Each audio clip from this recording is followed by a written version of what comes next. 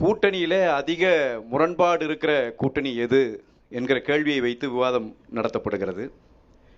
எனக்கு மரியாதைக்குரிய என்னுடைய இதய நேசிப்பிற்குரிய நண்பர் ராஜீவ்காந்தி அவர்கள், அவர் பேசுகிற போது பெரியார் இல்லை என்றால், தமிழ்நாடு மட்டும் வழிகாட்டவில்லை என்றால், பீகார் குஜராத்தை நோக்கி நாங்கள் போகவில்லை, அமெரிக்காவை நோக்கி போகிறோம் என்றெல்லாம் சொன்னார். தமிழ்நாடு இந்த அளவுக்கு உயர்ந்திருக்கிறது, இந்தியாவிலேயே மிகப்பெரிய இடத்திற்கு முன்னேறி இருக்கிறது. அப்படி ஒரு நிலைக்கு தமிழ்நாடு வந்ததற்கு காரணம் அதிக காலம் தமிழ்நாட்டை ஆண்ட அனைத்து இந்திய அண்ணா திராவிட முன்னேற்றக் கழகம். இந்த உயரத்திலே வந்து நிற்கிறோம் என்றால் அதிக காலம் ஆண்டவர்கள் நாங்கள். இப்ப பிரச்சனை என்னன்னா, கூட்டணியிலே எது முரண்பாடு மிக்க கூட்டணி? கிமு கிபி என்கிற பிரச்சனையும் வந்தது. நான் கிபிக்கே வருகிறேன். மரியாதைக்குரிய அண்ணன் ஷானவாஸ் அவர்கள் கூட சொன்னார், 2017க்கு பிறகு பேச முடியுமா? அவ்வளவு தூரம் வேண்டாம், 2019 பேசுகிறேன். மரியாதைக்குரிய மதிமுகவினுடைய பொதுச் செயலாளர் அண்ணன் வைகோ அவர்கள் இந்த கூட்டணியிலே ராஜ்யசபா உறுப்பினராக தேர்ந்தெடுக்கப்பட்ட பிறகு டெல்லிக்கு போனார், பாராளுமன்றத்தின் முன்னால் நின்றார், செய்தியாளர்களை பேட்டி எடுத்தார்கள். இன்றைக்கும் வலைதளத்திலே அந்த காணொளி இருக்கிறது. அவர் பேசினார், இனப்படுகொலைக்கு, ஈழத்தில் நடந்த இனப்படுகொலைக்கு காரணமான கட்சி காங்கிரஸ் கட்சி. நான் ஒரு நாளும் காங்கிரசின் தயவோடு பாராளுமன்றத்தை மிதித்ததில்லை, பிஜேபியின் ஆதரவோடு கூட வந்திருக்கிறேனே ஒழிய, note this point your honour, பிஜேபியினுடைய ஆதரவோடு கூட வந்திருக்கிறேனே ஒழிய காங்கிரசின் ஆதரவோடு வந்ததில்லை என்று கிபிக்கும் ரொம்ப தள்ளித்தான் பேசினார். கூட்டணியிலே முரண்பாடே இல்லை. மரியாதைக்குரிய அண்ணன் ஷானவாஸ் குறிப்பிட்டு சொன்னார், பாரதிய ஜனதா கட்சி போகிறவனெல்லாம் மற்ற கட்சிகளை சாப்பிட்டு விடுகிறது. ஒரு பிரச்சாரம் நீங்கள் வைக்கிறீர்கள், அது ஒரு விவாத பொருளாக எப்பொழுதுமே நீங்கள் பேசுகிறீர்கள். நான் அவருக்கு அன்போடு நினைவுபடுத்த விரும்புகிறேன், தமிழ்நாட்டிலே மன்னராட்சி நடக்கிறது, இது மக்களாட்சி இல்லை, வாரிசு அரசியல் நடக்கிறது என்று அதிமுக காரன் நான் சொன்னால் பரவாயில்லை, சொன்னவர்கள் யார் தெரியுமா? போன ஆண்டு விடுதலை சிறுத்தைகள் கட்சி தான் சொன்னது. சொன்னவர் விடுதலை சிறுத்தைகள் கட்சியினுடைய துணை பொதுச் செயலாளர் ஆதவ அர்ஜுனா அவர்கள். இருந்த சொல்லுங்க, பாஸ்ட் டென்ஸ்ல சொல்லுங்க. அப்ப இருந்த, சரி சாரி, பாஸ்ட் டென்ஸ்லயே சொல்லிடுவோம். அப்போது துணை பொதுச் செயலாளராக இருந்தவர் விடுதலை சிறுத்தைகள் கட்சியினுடைய துணை பொதுச் செயலாளரை மாற்றியவர் யார் தெரியுமா? அண்ணன் ஷானவாஸ் அவர்களே, எந்த கட்சியை யார் சாப்பிடுகிறார்கள் என்பதை இப்பொழுது யோசித்து பார்க்கிறீர்களா? பாரதிய ஜனதா வந்தார். நான் சொல்லுகிறேன், அண்ணா திராவிட முன்னேற்றக் கழகம் தொண்டர்களினுடைய உழைப்பாலும் ரத்தத்தாலும் வேர்வையாலும் கட்டப்பட்ட இயக்கம். அதெல்லாம் ஒண்ணு நடக்காது, நீங்க ரொம்ப கவலைப்பட வேண்டாம். ஒரு செய்தி தான் நான் உங்களுக்கு சொல்ல விரும்புகிற செய்தி. 2021 தேர்தல் நடைபெறுகிற போது என்னுடைய மரியாதைக்குரிய நண்பர் ராஜீவ்காந்தி அவர்களும் சரி, அண்ணன் ஷானவாஸ் அவர்களும் சரி, மரியாதைக்குரிய அண்ணன் செந்தில்வேல் அவர்களும் சரி, இவர்கள் எல்லாம் பேசியது என்ன தெரியுமா? அமித்ஷா வந்து விட்டார், 60 சீட்டு வாங்க போகிறார், அடிமையாக போகிறது அதிமுக. பேசினீர்களா இல்லையா? இப்பயும் சொன்னாரு 60 சீட் கேக்குறாங்க. எங்கள் பொதுச் செயலாளர் வந்து நின்றார், கொடுக்க மாட்டீங்களா? 60 பேச்சுவார்த்தை நடந்தது, 19 இடங்கள் வாங்கினார், அவர்களுக்கு ஒதுக்கப்பட்டது. நான் என்ன எதிர்பார்க்கிறேன் தெரியுமா உங்களிடம்? குறைந்தபட்சம் நாங்கள் தவறாக உங்களை பற்றி பேசிவிட்டோம், வருத்தம் தெரிவிக்கிறோம் என்றாவது ஒருவராக சொன்னீர்களா? ஆளுமை மிக்க தலைவர் என்று எங்கள் எடப்பாடியார் நிரூபித்த பிறகும் கூட அதை ஏற்றுக்கொள்ள உங்களுக்கு மனமில்லை. அப்புறம் என்னென்னமோ பேசுறீங்க. அதாவது உங்களுக்கு என்ன பிரச்சனைனா, அண்ணாவின் படத்தை எடுத்து விட வேண்டுமோ அதிமுக. ராஜீவ்காந்தி அவர்களுக்கு நான் அன்போடு நினைவுபடுத்த விரும்புகிறேன், கொள்கை கோட்பாடு என்று வந்தால் அண்ணா தமிழ்நாடு முழுவதும் சுற்றி சுழன்று தன்னுடைய கொள்கைகளை வைத்தது என்பது வெறும் தமிழ்நாட்டில் ஏற்படுத்திய சம்பவம் அல்ல. உலகம் மானுடத்திற்கு அவர் ஒரு செய்தி சொன்னார். என்ன தெரியுமா? மிட்டா மிராசுகளும் பண்ணையார்களும் ஆட்சி அதிகாரத்தை பரம்பரையாக அனுபவித்துக் கொண்டிருக்கிற இந்த கொடூரம் நீக்கப்பட்டு உண்மையான குடியாட்சி அமுல்படுத்தப்பட வேண்டும். ஒரு கிளை செயலாளராக இருக்கிறவன் சாதாரண குடிமகனாக பிறந்தவன் நாட்டின் உயர் பதவியை அடைய வேண்டும் என்பதற்காக அண்ணா அவர்களால் உருவாக்கப்பட்ட இயக்கம் திமுக. இன்னைக்கு அந்த கொள்கை எந்த கட்சியிடம் இருக்கிறது என்பதை நான் ராஜீவ்காந்தி அவர்களினுடைய கவனத்திற்கே விட்டுவிடுகிறேன். கொள்கையில் தான் கூட்டணி என்று நீங்கள் புரிந்து கொள்வீர்கள் என்றால், இந்தியாவையே இரண்டாக பிளந்து நிறுத்திய 2 கட்சிகள் காங்கிரசும் கம்யூனிஸ்டும். இந்திய விடுதலைக்கு பிறகு நேர் எதிர் துருவத்தில் நின்றவர்கள். கிமுவிலும் சரி கிபியிலும் சரி, அவர்கள் கொள்கை மாறிவிட்டதாக என்றைக்காவது பேசியது உண்டா? கொள்கை அப்படியே தான் இருக்கிறது.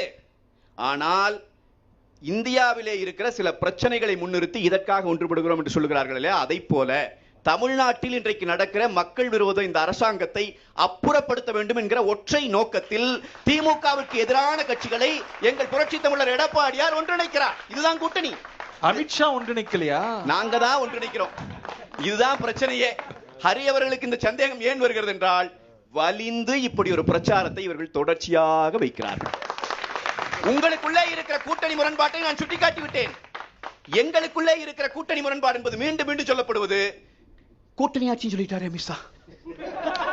அமித்ஷா வந்து 60 சீட் போயிருமே. இப்படிதான் காலகாலம். நான் சொல்றேன், கூட்டணி ஆட்சி இல்லை என்பதை எங்கள் பொதுச் செயலாளர் புரட்சி தமிழர் எடப்பாடியார் மிக தெளிவாக சொல்லிவிட்டார். அண்ணா திராவிட முன்னேற்ற கழகம் தனித்த ஆட்சி அமைக்கும். எங்கள் பொதுச் செயலாளர் எடுக்கிற முடிவுதான் கூட்டணியின் முடிவு என்று பாரதிய ஜனதா கட்சியின் தமிழ்நாடு தலைவரும் சொல்லிவிட்டார். இதுதான் நிலைப்பாடு. இதுல ஏதாவது பிரச்சனை இருக்குதா? அதெல்லாம் அங்க வரட்டும். நான் உங்ககிட்ட கேட்கறது, கூட்டணி ஆட்சி வந்துடக்கூடாதுன்னு இவ்வளவு கொதிக்கிறீங்களே, கிமு தான் கொஞ்சம் பொறுத்துக்கோங்க. 1980 நடந்த சட்டமன்ற தேர்தலில் புரட்சி தலைவர் எம்ஜிஆர் அவர்கள் வெற்றி பெற்றுவிடக்கூடாது என்கிற ஒரே நோக்கத்திற்காக, ஹரி உங்களுக்கு நல்லா தெரியும், தமிழ்நாட்டில் 118 சீட்டு ஜெயிச்சா தான் தனித்தாட்சி இல்லையா? திமுக எத்தனை தொகுதியில் நின்னுச்சு? 112 தொகுதியில் நின்னுச்சு திமுக. கூட்டணி ஆட்சி. நேருவின் மகளே வருக, தமிழ்நாட்டிலும் நிலையான ஆட்சி தருக. பேசியவர் யாரு? நீங்கள். இன்றைக்கு எங்களை வந்து கூட்டணி ஆட்சிக்கு நான் தெளிவாக சொல்லுகிறேன், நிமிர்ந்த முதுகோடு நாங்கள் நிற்கிறோம். அண்ணா திராவிட முன்னேற்ற கழகம் நிற்கிறது. மிக தெளிவாக சொல்லுகிறேன், அண்ணா திராவிட முன்னேற்ற கழகம் தனித்து ஆட்சி அமைக்கும். அவ்வளவுதான். என்ன பெரிய மறுபடியும் இதே பேசிட்டு இருந்தா உண்மையாக போதா இது? அதே மாதிரி நான் சொல்லுகிறேன், அண்ணா திராவிட முன்னேற்ற கழகம் எங்கேயும் கொள்கையை சமரசம் செய்த கட்சி அல்ல. அண்ணன் கூட கேட்டார், பிஜேபி சொன்னதை ஏதாவது அதிமுக மறுத்திருக்கா? அதிமுக சொன்னதை ஏதாவது பிஜேபி கேட்டிருக்கா? நான் சொல்லுகிறேன், நாங்கள் ஆட்சியில் இருக்கும் போது, அதிமுக ஆட்சியில் இருக்கும் போது, பிஜேபியோட கூட்டணியில இருக்கிற போதுதான் பிஜேபி அந்த இருமொழி மும்மொழி கொள்கை என்பதை முன்மொழிந்தது. புதிய கல்வி திட்டத்தை கொண்டு வந்தது. இந்தியாவிலேயே முதலமைச்சர் புரட்சி தமிழர் எடப்பாடியார் அன்றைக்கு அறிவித்தார், தமிழ்நாடு இருமொழி கொள்கையிலே தொடரும், மும்மொழியை அனுமதிக்க மாட்டோம். கொள்கையில் மாறுபாடு, குறைந்தபட்ச செயல் திட்டத்தின் அடிப்படையில் கூட்டணி. அவ்வளவுதானே. போய் டெல்டா மாவட்டங்கள்ல மீத்தேன் எடுக்கிற திட்டத்துக்கு கையெழுத்து போட்டு வந்தீங்க. காங்கிரஸ் கொண்டு வந்துச்சு, ஸ்டாலின் கையெழுத்து போட்டார். பாரதிய ஜனதா கூட்டணியில இருந்து போனது, நாங்கள் ஆட்சியிலே பங்கெடுக்கவில்லை, ஆட்சி செய்கிற பாரதிய ஜனதாவும் நாங்களும் எடுக்கணும் தான் நினைக்கிறோம். ஒரே ஒரு மனுஷன் தான் சொன்னார், சோழர் ஆண்ட பூமி, விவசாயிகளை அகதிகளாக வெளியேற்ற நான் அனுமதிக்க மாட்டேன், பாதுகாக்கப்பட்ட வேளாண் மண்டலமாக்குகிறேன். பாரதிய ஜனதாவை எதிர்த்து தான் செஞ்சோம். 7.5 விழுக்காடு உள்இட ஒதுக்கீடு அரசு பள்ளி மாணவர்களுக்கு கொண்டு வந்தோம். ஆளுநர் கையெழுத்து போடவில்லை. கருப்பு கொடியை தூக்கி கொண்டு ஆளுநர் வீட்டின் முன்னால் ஓடவில்லை. செய்தியாளர்களை கூப்பிட்டு நான் ஆட்டுக்கு தாடி நாட்டுக்கு ஆளுநர் என்று கதை பேசவில்லை. அரசியல் அமைப்பு சட்டம் முதலமைச்சருக்கு கொடுத்திருக்கிற உரிமையை பயன்படுத்தினோம். அவசர சட்டம் போட்டார். எடுத்து பாருங்கள், இந்தியாவிலே முதல் முறை. நீட் தேர்வு தமிழ்நாட்டில் சட்டமன்றத்தில் திமுக தீர்மானம் நிறைவேற்றுது. நாங்களும் தானே ஆதரிச்சோம் சார். கொள்கை கோட்பாடு ஒன்றாக இருக்கும்போது, கோரிக்கை ஒன்றாக இருக்கும்போது அவர்களும் போராட்டம், நாங்களும் போராடுறோம். என்ன உங்களுக்கு பிரச்சனை? ஆமா, நீட் தேர்வை கொண்டு வந்தது முதல்ல யாரு? இவங்க எங்களை பார்த்து ஐயோ நீட் தேர்வு ஐயோன்னு. சார், எங்கள் பொதுச் செயலாளர் வந்த பிறகு உச்ச நீதிமன்ற தீர்ப்பின் அடிப்படையில் நீட் தேர்வு தமிழ்நாட்டிற்குள் வந்துச்சு சார். நீங்க அதனாலதான் சார் உங்களாலேயும் அதை தடுக்க முடியல. நீங்க சொன்னீங்கல்ல, வந்த பிறகு நான் ரகசியத்தை சொல்லுவோம், உடனே தடுத்துருவோம், முதல் கையெழுத்து. முடியாது. ஏன் முடியல? Court order. இது பிரச்சனையா இருந்தா சட்டமன்றத்தில் தீர்மானம் போட்டு நிறைவேற்றிக்கலாம். இந்தியாவிலேயே தமிழ்நாட்டில் தான் எங்கள் புரட்சி தமிழர் எடப்பாடியாரின் ஆட்சியில தான் உச்ச நீதிமன்றத்தில் இட் இஸ் அன்கான்ஸ்டிடியூஷனல் நாங்க வழக்கு தொடர்ந்தோம். அதே மாதிரி சில பேசுகிற போது அண்ணங்கள் சொல்லி கேட்டாங்க, மத்திய அரசு அவங்க ஆட்சிக்கு வந்தா விதிவிலக்கு கொடுக்கும் தமிழ்நாட்டுக்கு. அந்த கட்சிகள் எல்லாம் சொல்றது, பாஜக சொல்லுமா? இல்ல, நான் சொல்ல வைக்க முடியுமா?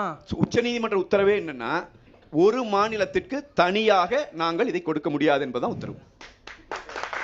இது யாரும் இது எதுக்கு பொய்ய பேசுறீங்க? மக்கள்கிட்ட மீண்டும் மீண்டும் இப்படி மறுத்து கோர்ட் உத்தரவு மீறி அவசர சட்டங்கள் வந்திருக்குல்ல, இந்த அரசுல வந்திருக்குல்ல, மத்திய அரசுல. சார், நான் அதைத்தான் சார் கேட்கிறேன். கோர்ட்டினுடைய உத்தரவு ஒன்று இருக்கிறது. நீங்க இப்ப இவங்க என்ன சொல்றாங்கன்னா, ராகுல் காந்தி மட்டும் வந்து விட்டால், காங்கிரஸ் வந்து விட்டால் நாங்கள் உங்களுக்கு செஞ்சு கொடுப்பாங்க. எப்ப சார் சொல்றீங்க? நாட்டை ஆண்டுட்டு சார் 18 வருஷமா நீங்க அவங்களோட ஆட்சியில பங்கு. நான் சொல்லுகிறேன், அதிமுக கூட்டணியில இருந்தது. கூட்டணி ஆட்சியில் வெகு சொற்ப காலம். 18 ஆண்டுகள் கூட்டணி ஆட்சியில இருந்து மந்திரி சபையில இடம்பெற்று ஆட்சியையே நடத்தியது திமுக. நீங்கள் அன்றைக்கு ஏன் கல்வியை மாநில பட்டியலுக்கு கொண்டு வர வேண்டும் என்று வாய் திறந்து பேசல? ஏன் பேசல? ஏன் கச்சத்தீவை எடுக்க வேண்டும் என்று அன்றைக்கு போராடல? எனவே நான் சொல்லுகிறேன், இன்றைக்கு கூட்டணி அமைக்கப்பட்ட பிறகும் மிகப்பெரிய முரண்பாடுகளினுடைய உச்சத்தை தொட்டுக் கொண்டிருக்கிறது. எனக்கு முன்னாடி 2 அண்ணன்களும் நிறைய செய்திகளை சொல்லி பேசிட்டாங்க. தோழர் சண்முகம் பேசிய செய்திகளாகட்டும், அண்ணன் வேல்முருகன் பேசுனதெல்லாம் நான் இங்க பேசணும்னு வைங்க.